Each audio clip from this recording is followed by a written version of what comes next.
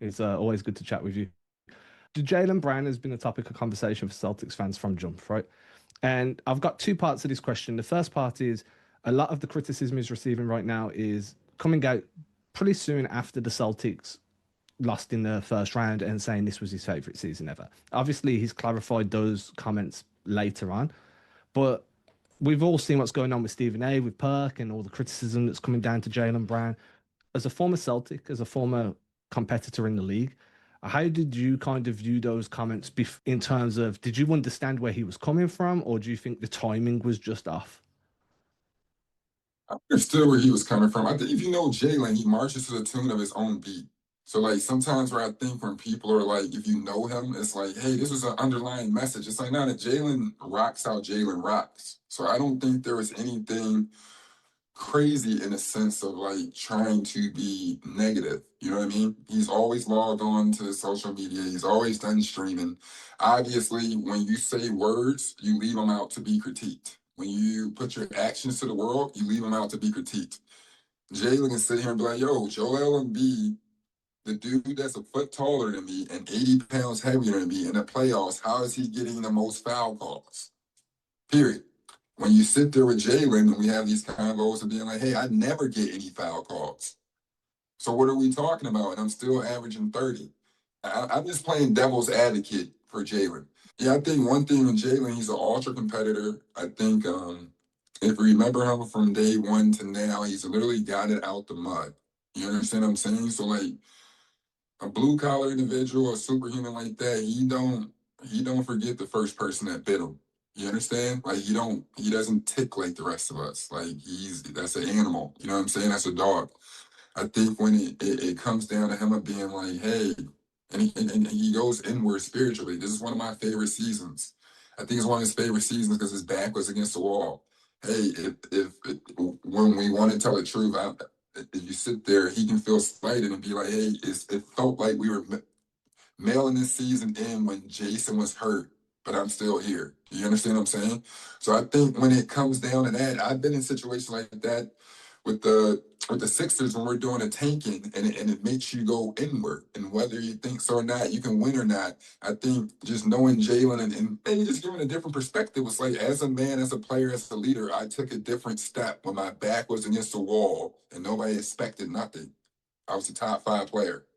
You know what I mean? And I think as an individual, if you're speaking, like, how could you not be proud of that? Like, you know what I'm saying? Like, Yeah, how for could you sure. not be proud in that situation? I think in the grand scheme of things, like you want to be upset over one game lost, but in the universal mind, a man like Jalen's probably detached from those feelings, and he got even more confident. It's like, hey, bro, right here, we're saying this, and in 7 months, him and Jason gonna be right back battling for a championship. And then you're gonna ask him, what, were you worried?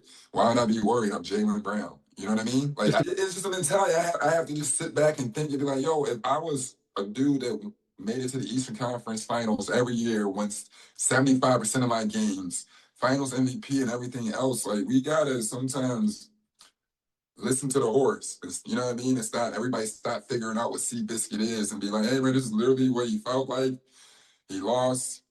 It wasn't ideal, but with the current players, current players, it's like, hey, this is the NBA too. Like you don't really. It's not like a team isn't to say much about it, you know. And at the same time, Jalen's outspoken, and you love that. And then you have a guy that's paired with him like Jason Tatum, who moves under the radar a bit more and approaches it. And you need both of those mentalities for your locker room. 100% fully understand that from start to finish. The other, and look, I agree. I think that when you look Yeah. at what Brown was saying and the clarification he gave, it fits in with everything you've just said. It was my back's against the wall. Not only did we get to compete, but I got to watch a bunch of guys grow around me. And I can understand where the fan base kind of took it in a way where it's like, oh, okay, but this is your favorite season because Tatum's not playing. And Brown's clarified it was never about that. So everything that's followed on has kind of been just clickbait, in my opinion. The other part of this question was, and this is more of a roster kind of standpoint, Jaylen Brown's eligible for a 2 year, $141 million extension. And Yeah. that extension comes in around about 3 years' time. He'll be 33 by the time the extension comes in. Yeah. as somebody that's had these contract negotiations, obviously your agent does most of it. You're over there, or you're kind of just getting filled in along. I'm not sure how it works behind the scenes, but as somebody that's been through these and with looking at the way the Celtics are kind of structuring this team now and understanding the risks that come with extending a guy 4 years, 3 years into the future, what mentality did you come into a negotiation with, and what would you expect Jaylen to kind of be expecting here? Would he, in terms of if the extension comes or if it doesn't, what's the process that you guys go through? Well, Jaylen and I are two different players. I think I came into some with like my fingers crossed. But I think one thing when Jaylen, when you have to come into it, is just you walk in with facts and you walk in with stats and analytics. And I think with Jaylen, when it comes down to what he's done for the franchise, when it comes down to the relationship he has, and I believe with what that duo could be in the next 4 or 5 years, I think that duo will still be pretty prime, especially if you add, more people, the right type of pieces over time. But I think it's a conversation where he's expecting it. I think the Celtics will reward him in that sense for his work, but he's about to have a first team All NBA year. Next year, I can see him being a top 10, top 15 player as well, NBA All Star. I mean, averaging 25, 26 points per game. He takes very good care of his body. He competes at a high level. I don't think he's ever really had any history of like being injured or even the stuff that scares everybody, the soft tissue injuries. I think him going into that is just, making sure and having real conversations on if he wants to be there and if that's what he really wants. Because when people sit there and say right now, I don't want to be in Boston forever. All right, cool. We're gonna put this down on the table. If you really want to be in Boston forever, or do you want to explore the hypothetics that you spoke on through your stream? But I think when guys wake up, there's nobody that you want to be with. I think with JT, did it like a JB because he respects his competition and the level he get at, but then vice versa. And then I think also too, Jaylen, for as elite as he is and unbelievable, I don't think you want to go up against a Jason Tatum or none of his teams. You know what I mean? So like, it's all about, man, you asking a real question and being like, man, there's some dogs in this league. And you look and be like, all right, SGA got, by the time Jalen Williams, in 3 years, Jalen Williams should be at a whole different level. You know what I mean? When you go Wemby, shoot, after what Dylan Harper's done and it's Stephon Castle, those they're already going to be freak athletes. Imagine if they decide to trade De'Aaron Fox for some more pieces. Do you understand what I'm saying? So it goes from being like, what about me, to an arms race. And I think that's at one point prior to, you might have more wiggle room to figure it out, but that West is too scary. And it's an arms race, and you got to make sure you have the right people with you, not the people that are going to make you look bigger. The West is just insane, and the talent coming in this year is going to add more guys. The young guys are just crushing it right now. Yeah. It's fun to watch. The West is actually the hardest conference for me to watch, obviously because of time difference. It's a pain, dude. It's a pain. Games are finished. I'm waking up before games finish most of the time, which is crazy to me. In America, man, sometimes on that East Coast, we might catch the first quarter if they're like on some BS and everybody goes to sleep because we're like, bro, like we got to be up. Like, it's crazy. Talking of an arms race, this kind of just wraps up the Jaylen Brown section. Then I just want to talk to you a quick little bit about the Knicks. Just to wrap up the Browns, obviously, the other side of all of this that we're talking about, the extension, his comments after the season ended, the only other kind of argument to be had right now is the Giannis of it all. Is Giannis going to be traded? Should the Celtics trade for Giannis? Does that make sense? And there's so much against the reason to trade for Giannis, but people see the big name, they see the MVPs, and they're like, "Oh, this is a guy we need." So I'm just wondering where you'd stand on that. I don't think that's needed. I don't think that's needed whatsoever. For one, Jaylen Brown, I think over the next 3 or 4 years, I like Jaylen Brown's availability and who he's going to be over Giannis. Offensively, just down the stretch in playoffs, I believe Jaylen might be able to score better and have weight. And no disrespect to Giannis. I think another thing with Giannis as well, love his game so much. But with Giannis, when you have him on your team, you have to take the identity so much of Giannis. And you get like, and we go back and look at the 2022 finals when they won or whatever, or was it 2021, 2022? And it's like those are all shooters. That was an anomaly. Like, you know what I mean? That was Chris Middleton. That was Drew Holiday. That was Pat Connaughton. Like, you know what I mean? You had guys who were just literally waiting to catch and shoot for Giannis while he's trying to figure it out. And I don't know if that brand of basketball is going to work when one man's trying to carry you up that hill, you know? And I think another thing that we have to say too, I mean, before Jason got hurt, even like his last few games, I mean, Jason comes out, he's getting 27, 13, and 7, usually 8. Like, you know what I mean? Like, that's Giannis, that's LeBron. Like, you know what I'm saying? Like, I wouldn't want to trade that. And most importantly, like, trade a skilled offense, like, you know, a skilled system, because in Giannis, you got to do so much to someone play him like a chin, like a big, like, you know what I'm saying? It's hard to really figure that out. I would just try to find a good piece to the front court and you know, continue to build inward. But I would not trade the next few years, especially Giannis, the soft tissue injuries, how hard he plays, how hard he has played. It's a life expectancy to that brand of basketball, you know, especially when we're entering this age too, where you start slowing down more, you can't use your athleticism. Now you have to use the rest of your skill set, and you start looking at latter years. Not saying nothing bad, but Giannis hasn't developed a consistent jump shot to be able to make it down the stretch. At very least, he might start performing like a Scotty Barnes. I don't think that puts you over the hump, you know, towards the end of the, you know, when Jalen and Jason entered 32, 33. Yeah, and like you said, it's an arms race right now, so it's not you're not just building for this season, next season. All Yeah, the guys in the West right now, and a couple of the young guys that are going to land in the East in 2, 3 years, those guys are next. So you're still going to need to have guys that are on the tail end of their prime together. That makes perfect sense to me. yeah. Talking of, I just want to kind of move over to the Knicks just for a moment because it's playoff basketball right now, and I saw a comment, like a thread on Twitter earlier today that got me thinking.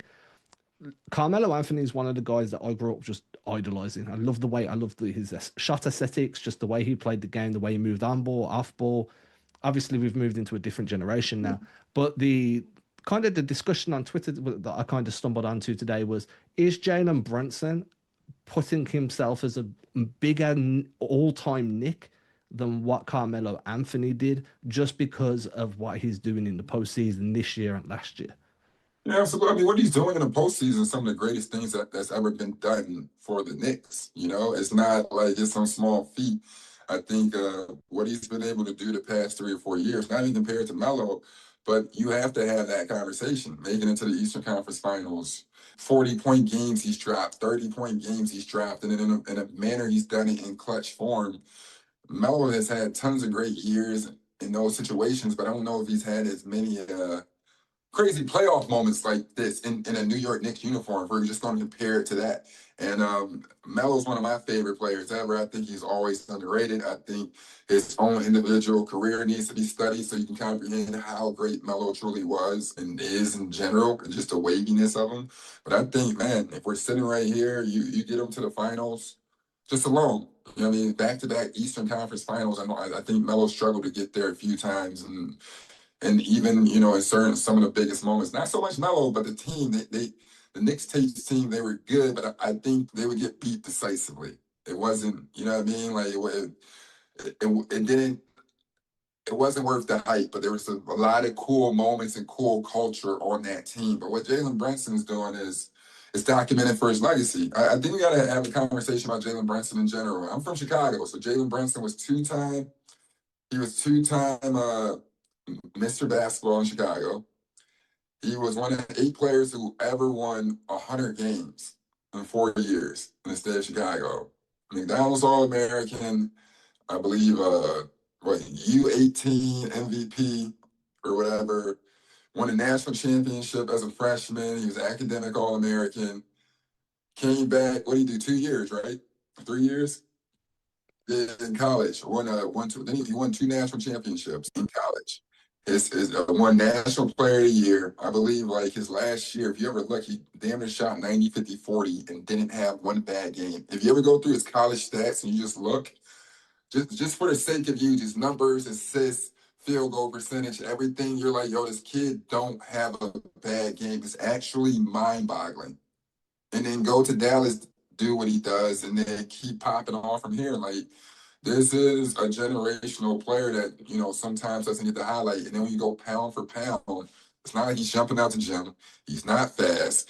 He's damn near pigeon toe. He got bad hips. Like, you know what I mean? You don't have a pretty jumper for a lefty. This is just a guy getting it done with his mind, his smarts, and his tenacity. I think it's a completely different level at this point, especially on this stage of when you got your college boys coming back and everybody in New York is like, can they get it done? This little 6-footer's getting it done, and he's getting it done in a crazy way. It's 30, 30, 30, 30, 30, 30, 30. Like, I don't even know if we can even compare it to Melo anymore. Honestly, it's wild, and I think that part of the argument has to be that Melo just didn't have the supporting cast that what Yeah. Brunson's got. He just a lot of the time it was aging dudes that were kind of breaking down, and Melo still managed to put them on his back. But Brunson's just having iconic moment after iconic moment after iconic moment. To stick with the playoffs, and this is kind of a weird question, just more fun. I think we've kind of touched on a lot of hot topics, so I kind of want to end it on a little bit of nonsense. I'm not sure if you follow like the WWE or any of that stuff, but there's been like this huge crossover between the WWE and the Knicks fan base throughout the postseason. One of the wrestlers there pretends to curse people, and it just so happened that when he cursed the Knicks because of Stephen A, it coincided with like a bit of a losing streak. Then he uncurses the Knicks, and they haven't lost since. They've just rattled off wins. Then he curses the Cavs, and then the Cavs go ahead and the Knicks do like this crazy comeback and just get through it. So I'm not sure if you've been following along with that. Just some silliness, but it's definitely been kind of like a fun side story, not just to the Knicks, but to the postseason in general. Yeah, no, I haven't followed that, but I believe, like, I think the whole thing with the Knicks in general has been a side stories. Like, it's been fun in general. Like, you know what I mean? On and off the court, that energy. So I think in a years when they do 30 for 30, that'll be a dope story to cover. But man, it looks fun there, bro. It looks so fun. I mean, I want to go out there and catch a game, bro, but it's like you might as well save up to get like to buy a new body if you're gonna buy a ticket. Like, you know what I mean? It's so expensive. It's so weird and that it's so expensive there. But it's that whole energy there is pretty crazy. And like you comprehend why why everybody's like a distant fan to the Knicks. You understand what it's gonna do to the NBA, but the world. You know what I'm saying? I'm a big like obviously I'm a Celtics guy. I'm a huge Celtics guy, but I'm a big believer that when the Knicks are good, basketball's just a better place because you get the Yeah. Knicks Celtics rivalry. You get like the Eastern Conference means more because now you've got Boston who are good and New York who are good, and they're kind of the Titans. You've got young teams like Detroit coming up. You've got Orlando if they can figure it out coming up. The Knicks being good is good for basketball. Not Yeah. not as good as Boston. Boston being good is better for basketball, but the Knicks Yeah. being good is good as well, if that makes sense. But yeah, Evan, man, thank you for taking the time to speak with me again. I know we did it about a month ago also, but I appreciate your time, man. Thank you very much. Yeah, no doubt, bro. Keep doing your thing, Al. Yeah, I appreciate you, man. If you're out this way in the summertime, just hit me up. All right, baby. I'm headed. I'm taking my daughter and mom to Paris next week. Oh wow. Yeah, yeah. I might be that way in the fall, but yeah, I'm on daddy duty tomorrow. Then we leave for Paris like Tuesday night. So Dude, that's awesome, man. Have a great trip. You're going to Disneyland. yeah, yeah. I'm taking her to Disneyland and all Eiffel Tower and all that stuff. So Yeah, it'll be that's cool. dope, man. Yeah, it's gonna be a fun time. I So hope you guys have blessed. a great time, man. It makes some memories, man. Thank you again.